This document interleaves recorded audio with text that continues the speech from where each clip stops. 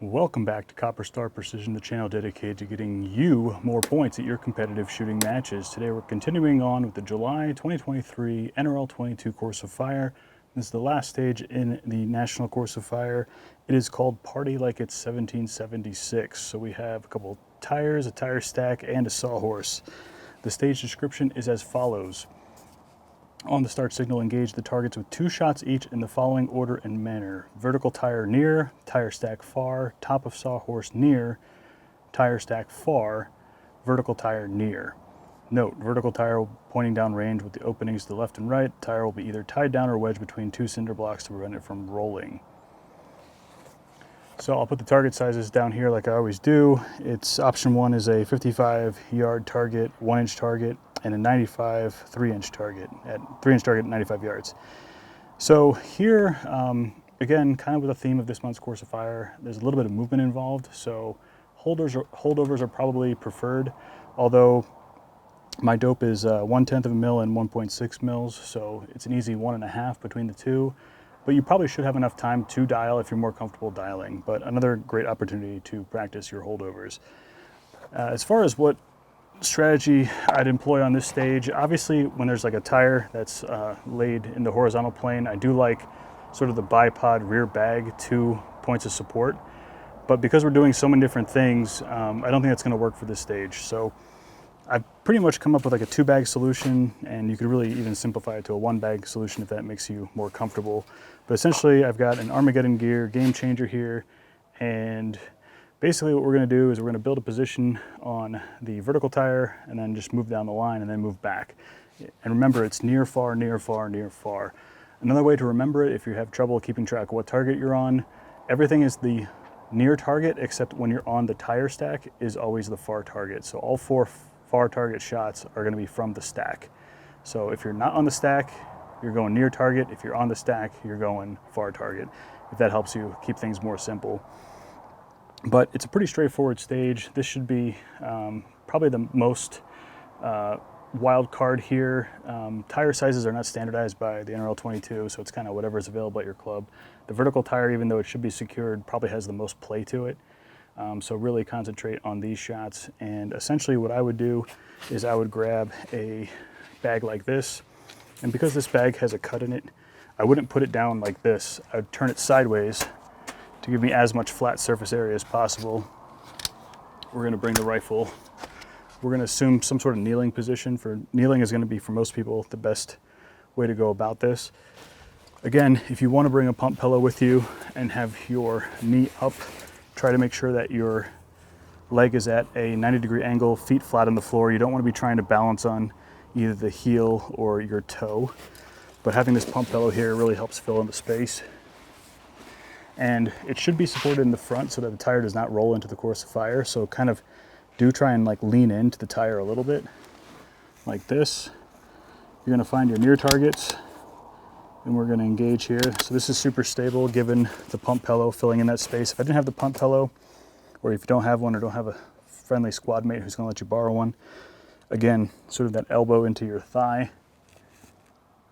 Or if you're more comfortable, again, square up to the target, both knees down, coming in, supporting the bag with your hand. So remember, my left hand here, I'll show you with my right hand so you can see it on camera, but essentially I'm indexing on one of these weights here. I'm grabbing the bag, kind of tying everything down to the rifle. So just as simple here. Find the first target. Now if you're gonna dial, this is where you would dial. Now here you have a couple choices. Again, I'd prefer to use sort of the bipod in the front and rear support, but because there's other things that aren't going to use the bipod and the bipod might interfere with this front tire, I'll probably go a different route. Here's a little lower. Again, it's going to depend on the size of your tires. You can also take a kneeling position here. If you want to use a pump pillow, fill in the space. Totally fine. If you don't feel like managing lots of gear on the clock, you can go without. If you want an alternative solution to this and you're not going to run the bipod, which I don't recommend because it just complicates things, you could, if you have a big enough bag, you could put it in the front, put the rifle here, and then use your support hand as almost a bridge over the back of the tire, and this gives you fine elevation control. So you could lean in And then all the elevation control is controlled here, and you still have plenty of room to move side to side. So if you want 2 points of contact and you don't want to sit on the back of the tire, this is definitely an option. So come into like this. Far targets now, if you're going to hold over, I'd be holding 1.5 mils. Engage. Engage.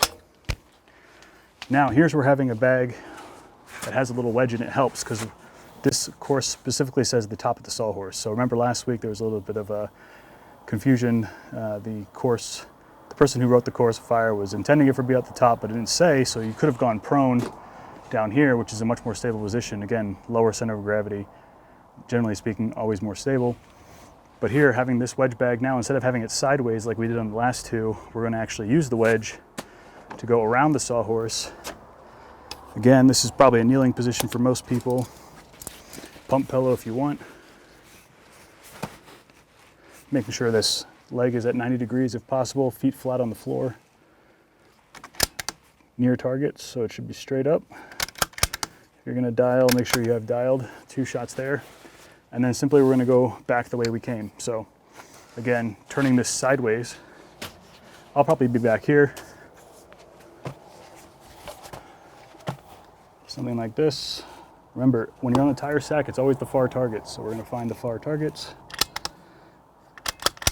Engage twice, and then back up to the top. Again, keeping the bag sideways, up top, bag down, rifle down,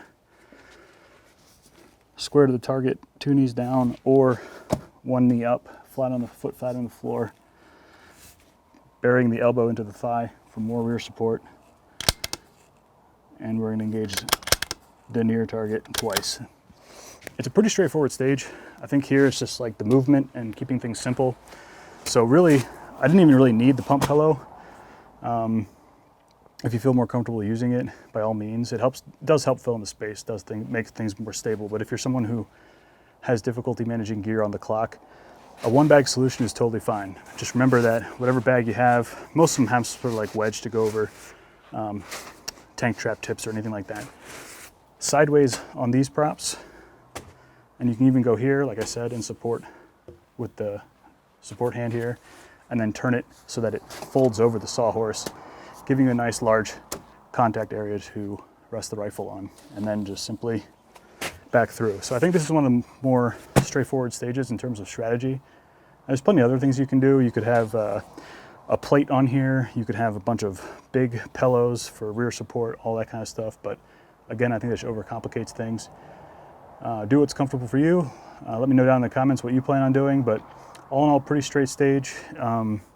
If you keep your around like the 12 to 16 power range, and you kind of put parallax in between the 2 targets, you shouldn't have too much issue keeping both relatively in focus.